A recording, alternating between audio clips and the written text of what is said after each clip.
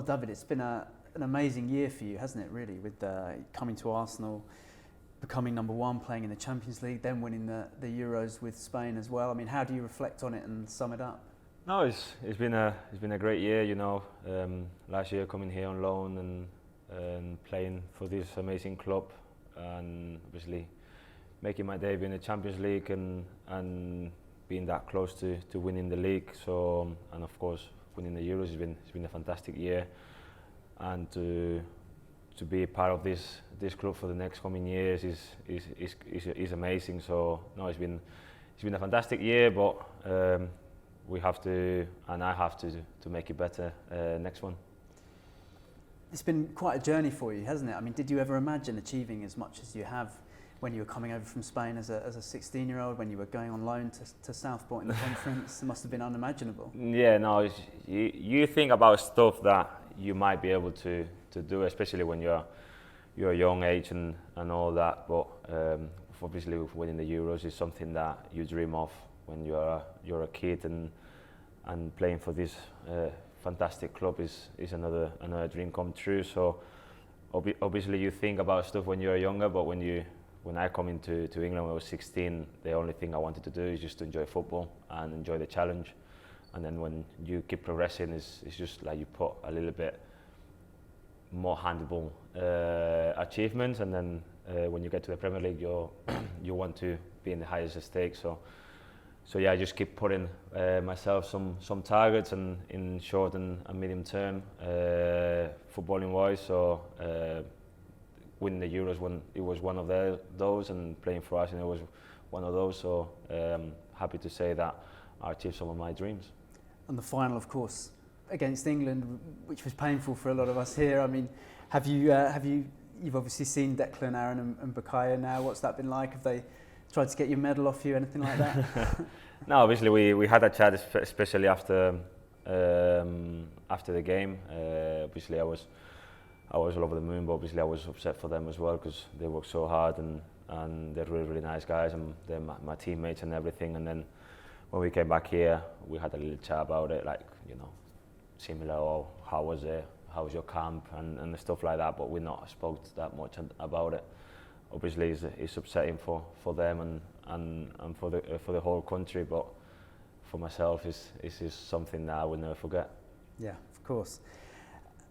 And how did it feel? You mentioned that your delight at kind of committing to the club permanently now. That must have been a really significant moment for you, signing that contract, getting the move permanent. Yeah, of course. Obviously, last year when you think, oh, I'm on loan. Obviously, I gave everything for the club and everything, and I wanted to stay here for as long as possible. And obviously, when you break up for summer and then you go with international, you focus more on international in that moment. But obviously, I had in back of my mind, am I going to sign it? Am I going to not? So, but it was a relief to sign the contract for the coming years here. It's a pleasure to be here. It's fantastic. The club is the way it's going, and the players, the staff, everyone around the club, the fans is amazing, and you don't know how good it is until you are inside. So it's a pleasure to be here. It's a dream come true to be able to be part of this club. I suppose you've had to prove yourself a lot in your career, haven't you? When coming to Arsenal, becoming a Premier League goalkeeper at Brentford, Blackburn, Southport before that, Spanish national team as well.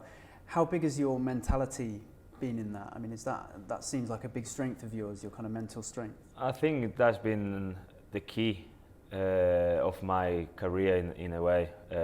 When I came to England for the first time when I was 16, my old goalie coach, Cesar, used to, when they had that contract between Blackburn and my old club, Cornellà, he said, you need to take David. He's the only one that mentality-wise, he can cope with it.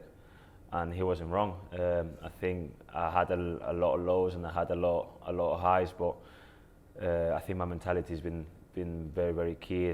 Stay strong in the tough moments and enjoy the good ones. And of course, having my family behind me all the time is very, very important. But I think the mentality-wise, it's been the key of my career.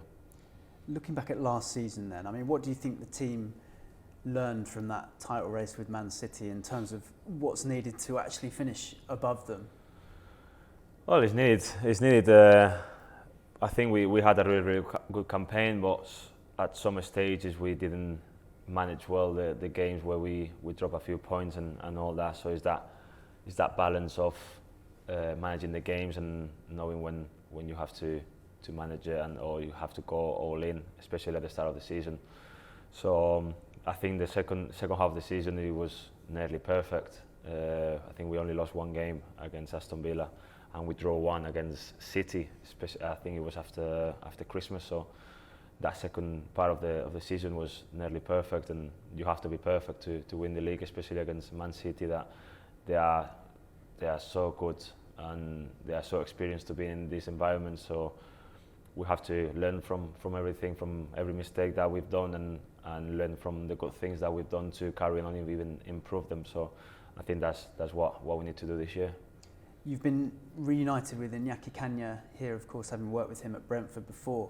How has he impacted you as a goalkeeper, do you think, and why is he a good fit for you? He's changed my sight of being a goalkeeper. If you watch highlights from me when I was back at Blackburn, you will see a keeper that just stood on the line, not coming for anything, rarely going for a cross, rarely going outside the box, rarely anticipate, just waiting to make that save. And then when I signed for Brentford, he just changed completely my side of being a goalkeeper, being more proactive and anticipate stuff of not happening. So if you can come for a cross, just go for the cross and don't wait for the save to make, or just avoid chances in that aspect, bolting behind and all that, stay high and as much as possible to be able to cut that attack. So if you see the two difference when I was playing at Blackburn and when I signed for Brentford, it's two completely different goalkeepers. At Blackburn I wasn't going for any cross or anything like that in a kind of way, and then at Brentford and here I think my numbers in crosses is remarkable, I think. Yeah, they're very strong. I think in terms of crosses stopped, you're the top goalkeeper in the Premier League last season. I mean, I suppose it applies in possession as well, this idea of being proactive. I mean, how important is it for you to be that kind of starting point for attacks? I love it. I enjoy it. It's one of the things that, apart of being a goalkeeper, is one of the things I enjoy the most, especially playing for Arsenal, that we need that extra player to get that superiority straight from the back. And I love being part of the build-up, being part of trying to create goals and to create attacks. So it's fun and I enjoy the challenge. I know there are going to be mistakes, there are going to be goals conceded because of it, because that's the way we play. But that's the risk that we take, and that's the risk that the manager wants us to take. And the benefit and the risk, I think, is more beneficial. So I love playing this way, and I think it suits me to play this model.